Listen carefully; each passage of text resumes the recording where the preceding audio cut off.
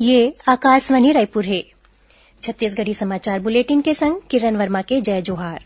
अब सुनाओ आज के प्रमुख समाचार। रेडी टू ईट वितरण व्यवस्था में बदलाव के मुद्दा विधानसभा में गुंजिस। मंत्री के जवाब ले असंतुष्ट भाजपा सदस्य मन विरोध प्रदर्शन करत सदन के गर्भगृह में पहुंचिन। प्रदेश के पंजीयन कार्यालय ए महीना अवकाश के दिन में घलो खुला रही।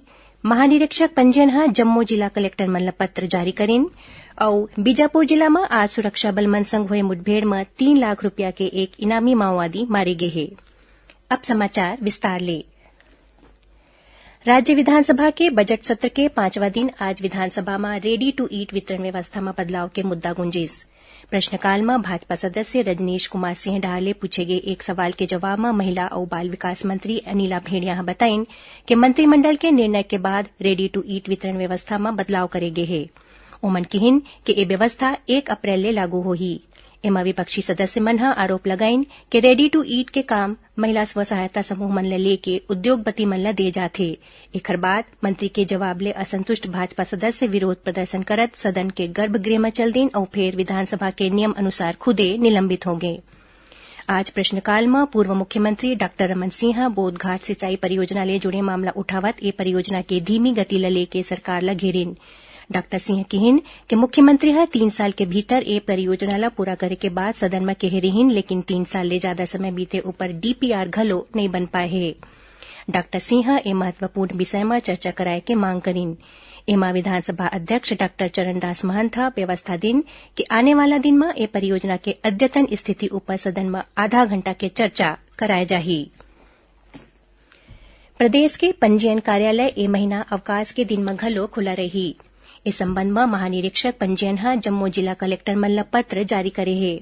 एमा कहे गए है कि चालू वित्तीय बछर के आखिरी महीना पूरा होए में अब कुछ एक दिन बाचे है। एकरे बर ए महीना के अवैया जम्मू शनिवार और रविवार के अलावा 28 मार्च के भक्त माता कर्मा जयंती में शासकीय अवकाश के बावजूद पंजीयन कार्यालय मन में कामकाज आम दिन मन जैसे होही। जन सुविधा और शासकीय राजस्व संग्रहण ला ध्यान में राखत अवकाश के दिन में घलो पंजीयन कार्यालय चालू रखे बर और नियमित पंजीयन काम करे बर कहे गए है। अंतर्राष्ट्रीय महिला दिवस के उपलक्ष्य में मनाया जावत आइकॉनिक वीक के तहत राज्य मनरेगा कार्यालय ह मनरेगा के तहत निजी भूमि में आजीविका संवर्धन के कार्य मन ले लाभान्वित 140 महिला मन ला सम्मानित करेगिस। मणिपुर ले एक कार्यक्रम में वर्चुअल शामिल पंचायत और ग्रामीण विकास मंत्री टीएस सिंहदेव प्रत्येक जिला के 5-5 महिला मन ला सम्मानित करेन। मुख्य सचिव अमिताभ जैन ह प्रदेश में वेक्टर जनित बीमारी मन के रोकथाम और मच्छर मन ऊपर नियंत्रण पर सब्बो जिला कलेक्टर और जिला पंचायत के सीईओ ला परिपत्र जारी करे है। ओमन ग्राम पंचायत और नगरीय निकाय मन के सहभागिता ले गांव और शहर मन में मच्छर ऊपर नियंत्रण पर जरूरी उपाय करे के निर्देश दिन है। उन्हें मुख्य सचिव ह जम्मू सरकारी भवन के दरवाजा और खिड़की मन में जाली लगाए बर घलो किहिन है। बलौदाबाजार जिला में घलो अब आरटीपीसीआर जांच के सुविधा मिलही। भारतीय आयुर्विज्ञान परिषद आईसीएमआर ह एला मंजूरी दे दे है। बलौदाबाजार के जिला अस्पताल में वायरोलॉजी लैब के स्थापना करे गए है, जहां आरटीपीसीआर जांच की मशीन लगाए गए है। जिला अस्पताल के सिविल सर्जन डॉ राजेश कुमार अवस्थी बताइन कि जिला में आरटीपीसीआर जांच के सुविधा शुरू होए ले हर एक दिन करीबन 350 सैंपल मन के जांच करे जा सकी। जिला में ए जांच के सुविधा शुरू होए ले कोरोना मरीज मन के सैंपल बाहर भेजे के जरूरत नहीं होही और लोगन मन ला 24 घंटा में जांच रिपोर्ट मिल सकी। छत्तीसगढ़ी समाचार बुलेटिन आप मन आकाशवाणी रायपुर ले सुनत हो।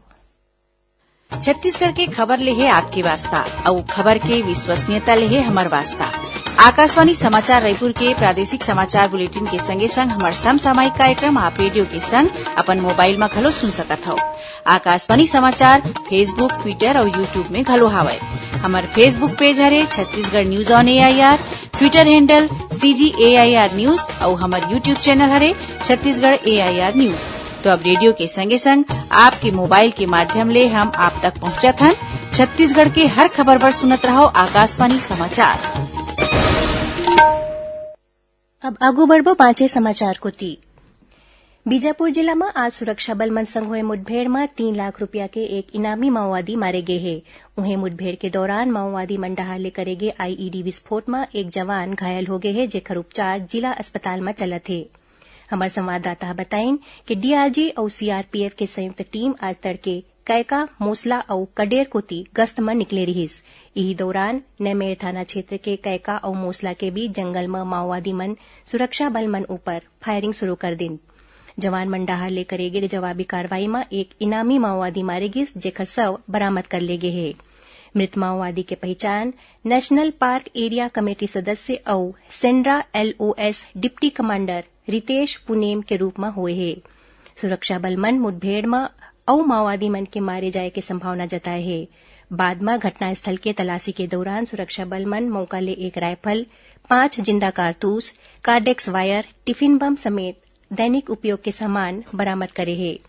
उन्हें बीजापुर जिला के उसूर और बासागुड़ा थाना क्षेत्र ले सुरक्षा बल मन 13 जिन माओवादी मन लग गिरफ्तार करे है। सीआरपीएफ, जिला पुलिस बल और डीआरजी के संयुक्त कार्रवाई में ए माओवादी मन करा ले विस्फोटक सामान बरामद करे गे है। राष्ट्रीय विधिक सेवा प्राधिकरण नई दिल्ली डहाले छत्तीसगढ़ समेत देशभर में काली 12 मार्च के राष्ट्रीय लोक अदालत के आयोजन करे जाही।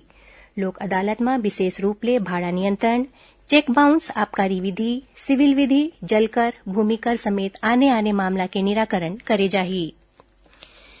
बीजापुर जिला के मिरतुर थाना क्षेत्र के फुलगुट्टा गांव में सामुदायिक पुलिसिंग के तहत सीआरपीएफ डहाले सिविक एक्शन प्रोग्राम के आयोजन करेगिस। एमा फुलगुट्टा ग्राम पंचायत के 100 ले ज्यादा ग्रामीण शामिल होइन।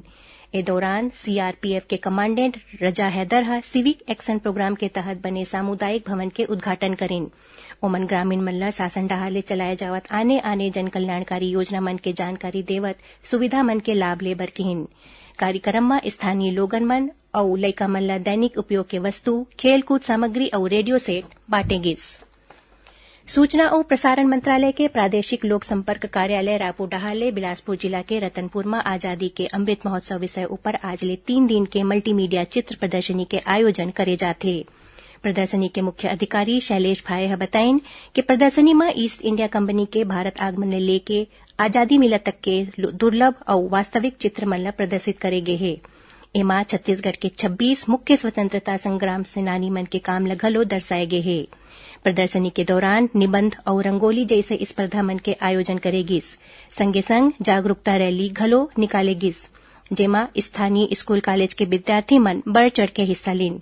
प्रदर्शनी स्थल में डाक विभाग डहाले विभागीय सुविधा उपलब्ध कराए जाथे। ऐसने महिला और बाल विकास विभाग के सहयोग ले सुपोषण स्टॉल घलो लगाए गए है।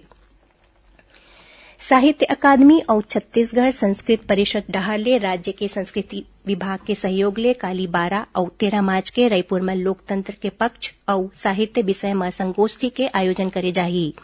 रायपुर के रजबंदा मैदान स्थित मायाराम सुरजन स्मृति लोकायन हॉल में रखे गए इस समारोह में काली संझा कहानी पाठ होही। उन्हें 13 मार्च के साहित्य असहमति और लोकतंत्र के भविष्य विषय ऊपर एक चर्चा सत्र और कविता पाठ के आयोजन करे चाहिए। और अब थोड़कुन समाचार सार में। रेल मंत्रालय है कहे है कि सब्बो पद मन पर आयोजित परीक्षा मन के संशोधित परिणाम अगला महीना के पहली हफ्ता घोषित कर दे जाही। मंत्रालय है कहे है कि पहला स्तर के कंप्यूटर आधारित परीक्षा ए साल जुलाई में हो सकत है। राज्यपाल अनुसुईया उइके ले आज राजभवन में संत गहिरा गुरु विश्वविद्यालय सरगुजा के कुलपति प्रोफेसर अशोक सिंह मुलाकात करीन। ए दौरान ओमन विश्वविद्यालय में अवैया 25 मार्च के आयोजित होने वाला दीक्षांत समारोह पर राज्यपाल ला आमंत्रित करीन। छत्तीसगढ़ योग आयोग डहाले कोविड-19 संक्रमण में योग के भूमिका विषय ऊपर काली रायपुर नगर निगम के सभागार में अंतर्राष्ट्रीय वेबिनार के आयोजन करे जाही। ए वेबिनार के शुभारंभ महिला और बाल विकास मंत्री अनिला भेड़िया करही। और बलरामपुर जिला के पस्ता थाना पुलिस करीबन 11 लाख रुपया गबन के मामला में छत्तीसगढ़ राज्य ग्रामीण बैंक के तत्कालीन शाखा प्रबंधक ला गिरफ्तार कर ले है। आखिर में प्रमुख समाचार एक गांव फेर। रेडी टू ईट वितरण व्यवस्था में बदलाव के मुद्दा विधानसभा में गुंजिस। मंत्री के जवाब ले असंतुष्ट भाजपा सदस्य मन विरोध प्रदर्शन कर सदन के गर्भगृह में पहुंचिन। प्रदेश के पंजीयन कार्यालय ए महीना अवकाश के दिन में घलो खुला रही। महानिरीक्षक पंजीयन जम्मू जिला कलेक्टर मन पत्र जारी करीन। और बीजापुर जिला में आज सुरक्षा बल मन संग हुए मुठभेड़ में 3 लाख रुपया के एक इनामो माओवादी मारे गए। एक संग छत्तीसगढ़ी समाचार बुलेटिन इहे सिरावत थे। जय जोहार।